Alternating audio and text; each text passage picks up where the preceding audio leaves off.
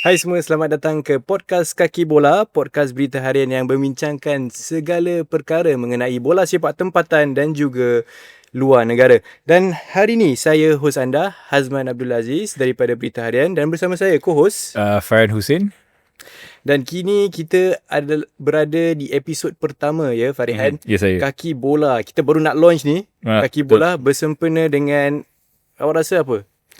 Permulaan Liga Singapura kan? SPL, yes. Okay. So kalau anda penonton di rumah, kita sekarang berada di minggu SPL bermula, iaitu kompetisi lah. Betul. Antara LCS, Lion City Sailors dan juga Tampines Rovers. So sebelum tu, apa khabar Farehan? Baik, Alhamdulillah. Good. Hazman okey InsyaAllah. Okay, Alhamdulillah. Okay, sebelum tu Hazman ni penyokong kelab bola sepak mana di Singapura ni? SPL.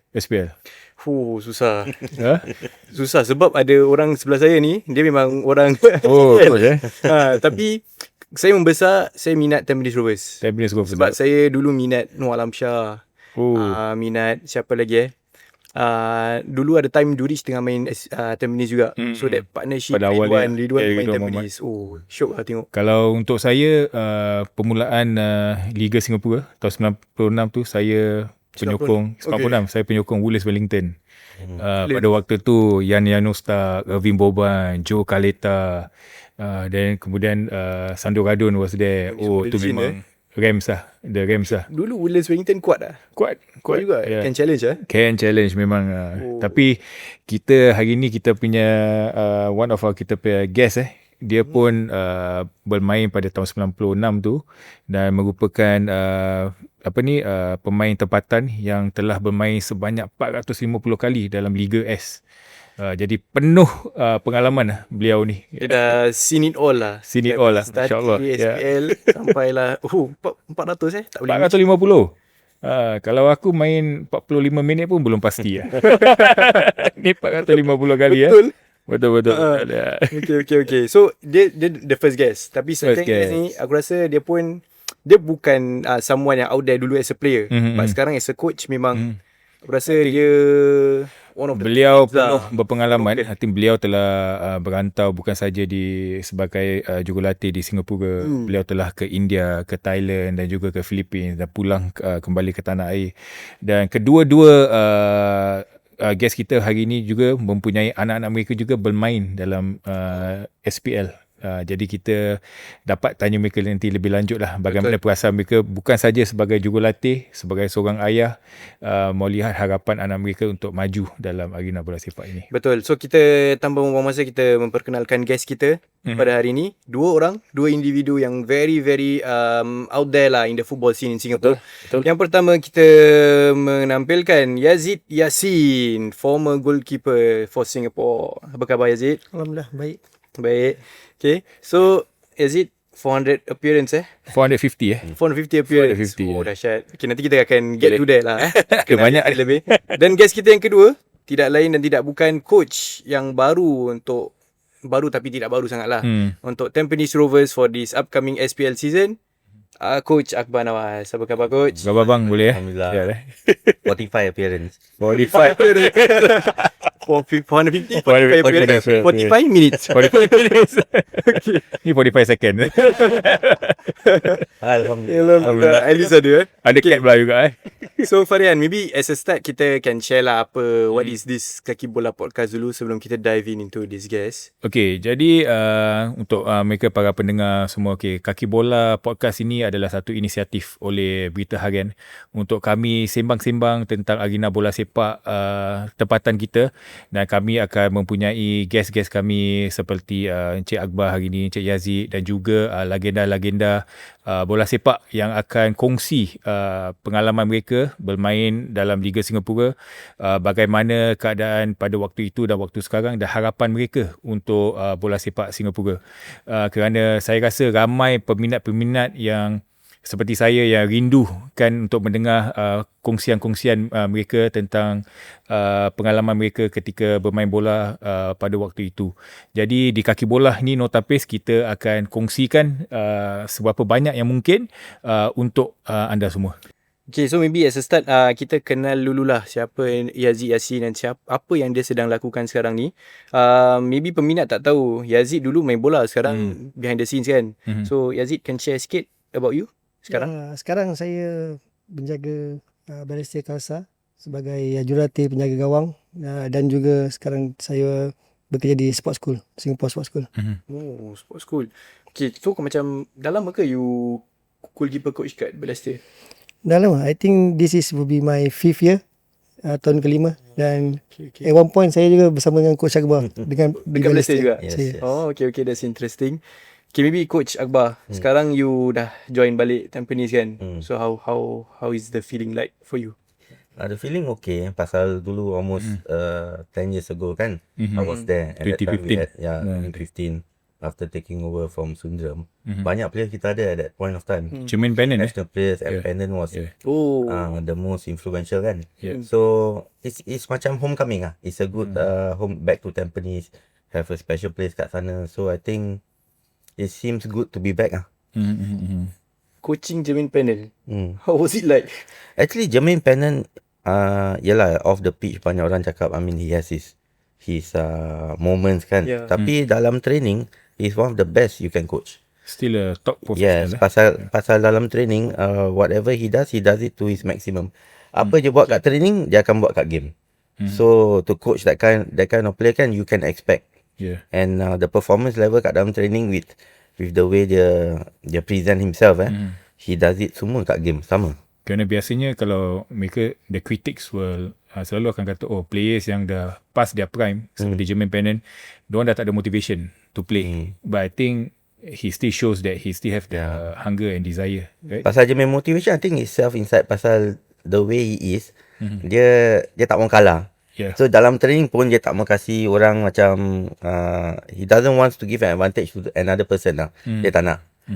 He shows dia punya quality also. Well, I think that's a very important mindset lah. I think mindset dia lain. Should have lah kan. Tapi sayang dia just one season kan? Season at Tampines. But exceptional player lah. Okay. I think that was a good season. The 2016 kan? 2016, because that was after the exit of Lion Shoff from the Malaysia Super League, which I was a team manager. Then I think most of the players went to different clubs. Went to Tampines. Then they signed Jermaine Pennant. I remembered Jurong West Stadium was a full house for some of the S-League matches, because of course diorang nak tengok Jermaine Pennant Yalah, training pun ada fans turun. Training pun ada fans turun. So adakah nanti kita akan berbual, adakah SPL perlu have this type of star qualities to get fans back? So we will talk about it. I think we can shift to Yazid. Macam tadi kita berbual 2016 selepas exitnya Lion Shoff, all the good players go to local clubs. Ini benda terjadi pada tahun 96 apabila permulaan Liga S pada waktu tu, S League, di mana tahun 94 pasukan Singapura juga last played in the Malaysia League. Kemudian tahun 95 we have pasukan Singapura tu bermain dalam Singapore Premier League, macam semi-pro league pada waktu itu. Kemudian they officially launched the S League pada tahun 96, di mana pada waktu itu pula Malaysia have a foreign ban. Foreigners, there's no foreigners untuk dia punya liga. So you nampak lah pemain-pemain ternama yang start daripada Kedah, Irvin Boban daripada Johor, Joe Kaleta daripada Perak. I still remember Sandro Gadon. Then you nampak Natale Napla, Kalievic, Paulik Goran, semua masuk kepada Liga S. Dan pada waktu itu Yazid, you di Small Rangers bersama dengan Nazir Nasir, Billy Bone was there also. Jadi the fans was, full house for all the stadium. Jadi Yazid, mungkin Yazid nak kongsi sikit pengalaman. You were very young kan? How old were you then? 16. And you were already breaking into the first team of the as a goalkeeper. 16. 16 as a goalkeeper. So maybe Yazid cerita, kongsi sikit pengalaman pada waktu tu, macam mana perbezaan dia. I think the perbezaannya, I think firstly is the crowd. Right? We got quality players. Quality players will bring in the crowd. That's the most important thing. And then at that time, like, he's a Woodland supporter. I'm a Semabang player. This is rivalry. So saya at that time, saya daripada Yishun, Semawang area. And then there's this rivalry between Semawang and Woodland, which is very difficult to get now. I think the main thing is because at that point of time when they make the team, each team have their own area. Each team have their own stadium. Betul. Yeah. And then it's like, for me, I'm very blessed sebab saya tinggal kat Yishun. Kecil-kecil main bola pun kat Yishun. And literally the fans that come, I know them. Oh, ni makcik ni kat sini. Ini. And then you walk around. If I go from school, hey, is it ni? Makan ni. And then you can see these people actually come to the stadium and watch. Yeah, maybe because we feel a bit affiliated with the club that is in your area. Time tu you masih sekolah. 16 is secondary school lah kan? Secondary school. So you dah main for professional, in a way lah, macam professional lah. Professionally dekat Sembawang Rangers. Yeah. So macam bila you pergi sekolah tu macam mana? Nanti orang semua fan you lah. Macam, oh Yazid. Ada tak? Not at that level lah. But like I said, because saya tinggal sana from young, I think in general, most of the time people know you. Maybe not as footballer as the kid that's playing around and things like that. So macam you are really a product of Sembawang, right? Macam the youth. So macam you are pada waktu tu ada rasa sense of belonging. Macam okay, aku feel proud representing Sembawang. This is my kampung. This is my home. So this is something difficult that we are getting today. Macam I may stay in Jurong but I'm playing for Tampines. Contoh. And also as a fan, as a supporter pun kita pun tak tahu we are supposed to support which team. Macam contoh Lion City Sailors. Yes, they were formerly Home United. They are based in Bishan. Tapi dia play fan base ni patut mana? Macam dulu pernah sekali Tampines, daripada Tampines Stadium Jurong West. Jurong West jauh kan. So how you want season lah. for that one season kan. So macam tahun 96 tu kita nampak okay, kita ada Balestier. Pada waktu kita ada Balestier, Toa Payoh is Balestier. Geylang memang kat Bedok tu memang semua Geylang punya fan. Then Tampines tu memang Tampines. So pada waktu tu memang daerah tu memang ada UP club lah. Club kat daerah tu ada. Cuma selepas evolusi bola sepak Liga tu berputar, nampak perbezaan dia kan untuk fans. Dan I pun boleh cakap pada tahun 96 tu, permulaan S-League 96, 97, 98, dia ada Tiger Series dan Pioneer Series. Memang pada waktu itu kami sebagai remaja pada waktu itu football is our only go-to for entertainment. Compared to today, you know, there's a lot of other entertainment channels, you know, your YouTube, your Netflix, your games, everything. So macam it's difficult for you to get fans back again like how it was back then. Cuma I'm sure with clubs like Sailors in the last few years getting quality foreign players, hopefully it will help to revive the league again. Mungkin back to Yazid, daripada tahun 96 you have seen, you main all the way sampai 2015, betul tak? At least about close to 20 years of playing. Last was with Geylang, so you were Sembawang, Home United, Geylang, SAF. You won your championship dengan SAF in 2009. Betul? Dan kemudian Singapore Cup winner dengan Home United, that was early lah in 1999. So you have a few good moments. So bezanya liga. You nampak liga tu perbezaan daripada tahun 96 sampai 2015. Jadi apa perbezaan yang paling ketara sekali? I think actually we started off very well. The league started really well. But after that, 5-6 years later, I think due to financial constraint, due to budget, and then you can see that certain teams, I think, you know, like for me as a young player, I always look up to the foreigner. Because the foreigner must always be better than the local.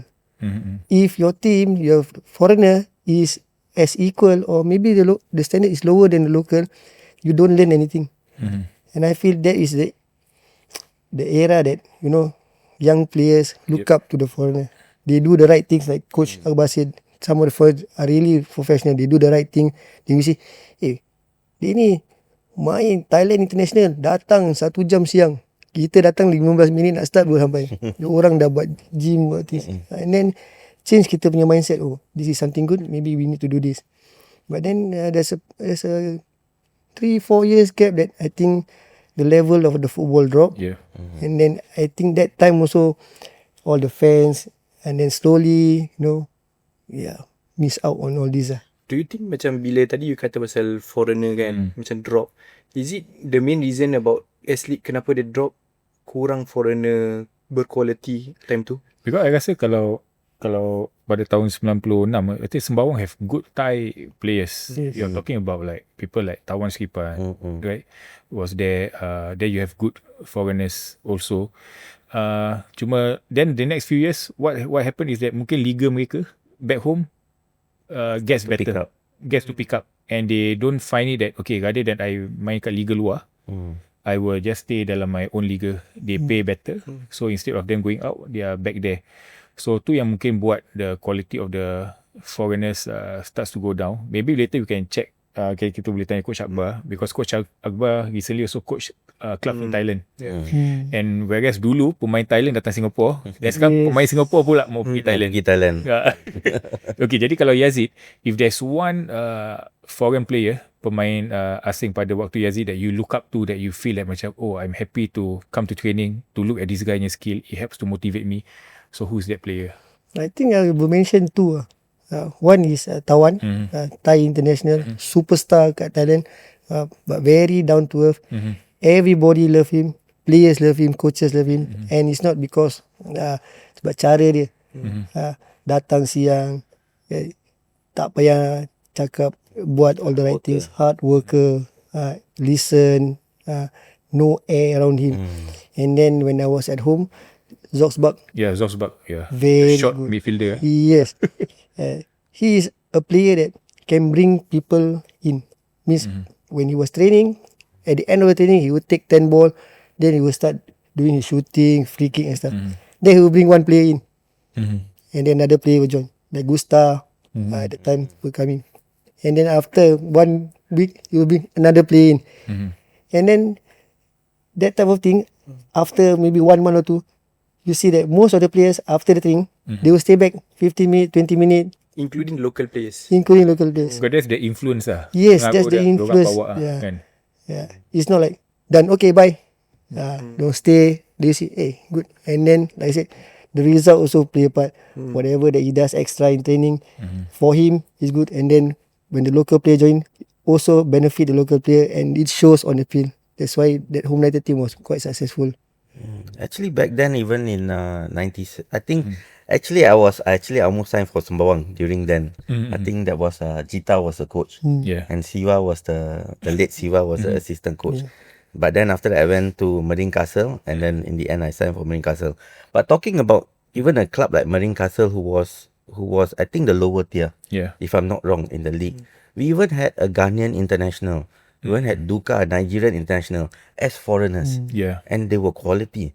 And I remember when we played against like Ekma and all that, to defend against them, it's different level, because you're playing against players who are quality, and that improves the local level punya elevate dorang punya level.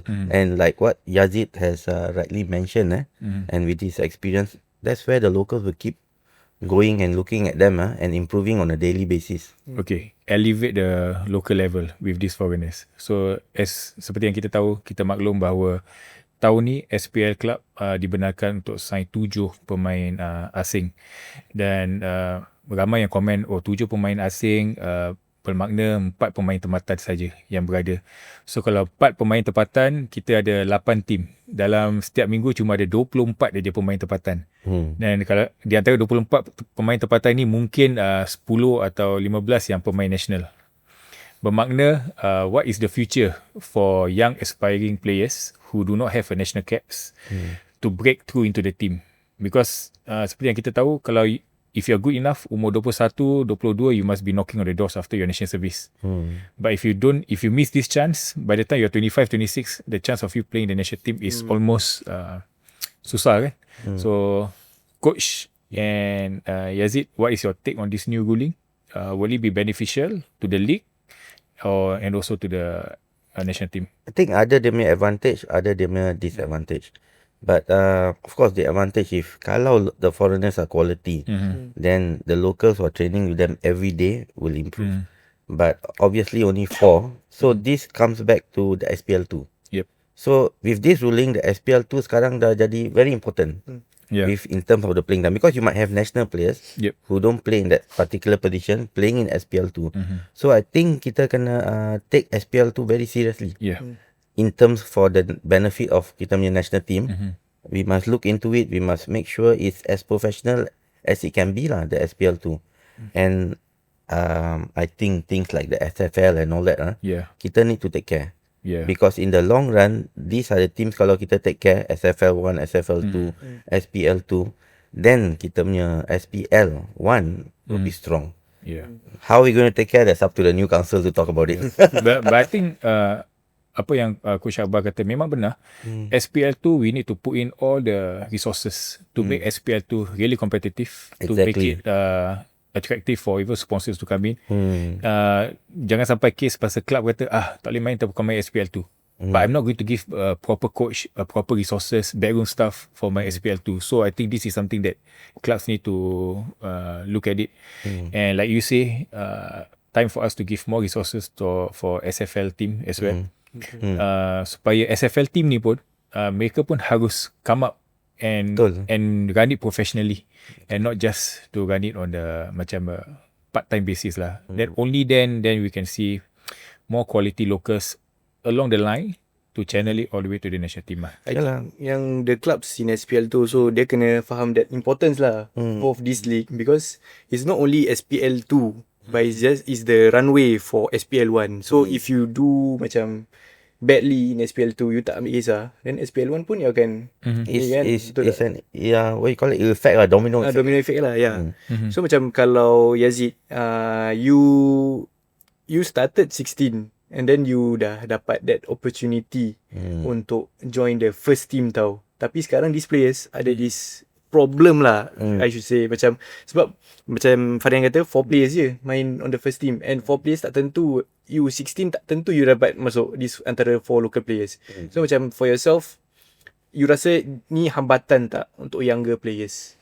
I think this new concept as SPL 1, SPL 2, I think they're going back to maybe 96, 97. The reserve league. Yeah. Because at that point of time, you got one squad, but you play in 2 leagues. So siapa yang tak main first team game, they will play. They will go down and play the reserve league. It's called back then. Yes, and the reserve league, like Coach Akbar said, was very competitive. You have national team players. Sometimes we even have foreigners playing there. Time 96 tu. Yes. Very strong Either league. because they're recovering from injury, they got suspension, or like I said, some national players cannot bring into the first team or not playing at that particular game, they will play. And then it benefits younger players like us. We got regular game, and then we play against suddenly Southside, Durich playing. Exactly. Durich playing the second league. The second league, very competitive. I see, because they didn't play for the first team for the weekend. Yes. So they can go down. Yes. So there's always full of surprises, and you're always try to be on top of your game. And then like again, I look at it 2 ways. 7 foreigners, and I totally agree. If these 7 foreigners is quality, I have no issue. We will learn something from them. Even as coaches, we will learn something from them. Correct. But we cannot have numbers but no quality. If we cannot get 7 qualities, personally, my personal view, I would rather have 3, 4 Locals. really good foreigner, and then the other spot we give to local if the level is the same. We cannot just make up the numbers. Because we need 7 foreigner, we get 7, but then we got 4 good and then 3 substandard foreigner. Doesn't benefit the league, doesn't benefit the players. Tapi as a coach Coach Akbar, nak tanya, for you guys to get quality foreigners, is it susah ke? Pasal we can see that ada foreigner yang menjadi, ada yang tak menjadi, and kebanyakannya is tak menjadilah, because kita from few years ago kita punya foreign quota banyak kan. So is it that hard to get quality foreign players? It depends. It depends on the club, how they actually approach the foreigner, the agent and all that. But this one difficult to say. Sometimes you can get good ones. Sometimes, unless you yourself as a coach personally go and travel out there and find the players. Like when I was in India, my owner sent me to Spain for 1 month to select the players. So I was there watching macam 15-20 game. So I took 5 foreigner from Spain itself. So then, and Alhamdulillah we won the league pasal you know what you're looking for. Yeah. But then again, not everybody can do this. So it's still something that Learning in progress. yeah, it's really a learning process still, and will be, I think, in time to come also. Yeah. Because I think macam there are some clubs in Singapore, yes, I mean we can talk about Sailors, which is your opponent for this charity game. Sailors has quality foreign players. Some of them even rejected contracts to play in Europe just to come to Sailors. Maybe they like the project that Sailors is pitching to them. And then also we can also see clubs like Tanjung Pagar. Recently, I think they have signed 1 or 2 potentially to be quality strikers, foreign players. But there are also some clubs in the S League that when they sign the foreign players, we are a big question whether can these players do well. Macam kalau kita tengok macam Tanjung Pagar, they sign a player Yusof who have played in the Indonesian league, so it's proven in the Southeast Asia already. But there are also some clubs that sign players daripada European, but when come here they cannot adapt right to the country. Macam contoh macam kalau Tampines the last few season, we know Boris Kopitovic, super player, but on his coming to his 5th season he went over to Bali United. Alamak, if you have stayed here maybe ada chance untuk dia offer citizenship. And also you had player like Kyoga who was already naturalized, then after that left for Thailand. Yeah, so maybe can we just talk a bit about Tampines and what are your hopes for this season and the foreigners that you have? Pasal as everybody knows, sekarang kita ada baru punya chairman from Japan, and we are actually in the process of rebuilding pasal to replace players macam Kyoga, Seiya, even Milos the left back. It's not easy. So bila new foreigners come in, we have to adapt everything, and kita kena tengok dorang punya profile macam mana. Apa dorang punya style of play, what's their profile, what's their characteristics then baru kita boleh start building the team again. For me it's something that we have to rebuild, but our target is, like I've mentioned in banyak interview is to take one game at a time, and not only that, is take one training session at a time and see how we can go from there, and maybe after the first round we'll see what actually we can do. And also to Yazid also part of the Balestier punya backroom coaching staff, so quite decent. Some new foreign signing including goalkeeper. I think both Balestier and Sailors have signed foreign goalkeepers for that one slot dia. Cuma itu satu slot. Macam contoh Sailors ada Izwan Mahmud, our national number 1 keeper, and Balestier is signing 1 foreign goalkeeper. So Yazid as a goalkeeper kan, what is your thoughts on club signing a foreign goalkeeper for that slot, and knowing that adakah itu akan menjadi hambatan untuk young goalkeeper to go up? Because macam contoh kita, your son Aikil Yazid is playing for the Young Lions, and I would say kita semua dapat lihat good potential to be our future number 1. Tapi does the signing of these foreign goalkeepers in the league akan menghambat the progress of these young players? I think it will because I think every club now has a foreign goalkeeper. Yeah. Even I think Even Tanjung Pagar also. Yeah, Tanjung Pagar. Matt. If I'm not sure, I think every club ada. And the problem is goalkeeper is only one slot. Yeah. Right? And if you are an upcoming goalkeeper, yes, depending on apa yang club tu nak. Yes. Maybe the club kata, okay, you are got potential, 1 year you follow this goalkeeper, this foreign goalkeeper, and then maybe you take over him or whatnot. But if in the long run, all the clubs, right, has a foreign goalkeeper, our national team will suffer. Yeah. And kalau talking about goalkeeper, I can safely say that for the last 15 years, it's always Izwan and Hassan. Yeah. Okay, even we have good goalkeeper like Shazwan. He has been the third choice goalkeeper since my time as a team manager. And total, I think he have only about 5 caps for the national team. Less than 10 less than 10. And we have good goalkeepers like Zafan, who has been in the scene since 2015, almost 10 years, yet to get one national cap. So it's a bit concerning untuk I that we do not have proper opportunities untuk kita punya national goalkeeper to come up, but hopefully things changes because not only Aikil Yazid is there, we have younger ones, even Rizal Hassan Mianak at 16 years old. So we want to see how they will eventually come and knock on the doors of the national team lah. Yeah. But for the goalkeeper, the only time we can judge them is when they play. Yes. That is the most important. Yes. And the more they play, the more they mature as a goalkeeper. Yeah. And if, like I said, if you got a foreign goalkeeper there, the chance of them playing is very low. Alright? And then I said, this will have an effect for the whole goalkeeper union and things like that. But having said that, right, like I say, we got some good goalkeepers like Shahzwan, yeah. Then you got Izwan, Hassan. You see how sometimes goalkeeper needs to be a bit nasib dia nak kena a bit lucky. Yeah. If you are a very good goalkeeper, then in front of you is Hassan. How are you going to break that Yeah. national team and keep performing? You have to wait for your chance. If your chance arrives, and then you must perform. Same like Izwan. If he's there, he's doing well. How can you take a goalkeeper that's doing well out? Yeah. That's one position. Whereas even though you have another 2-3 very good goalkeeper, which I feel very good goalkeeper, it's just the opportunity given. Yes.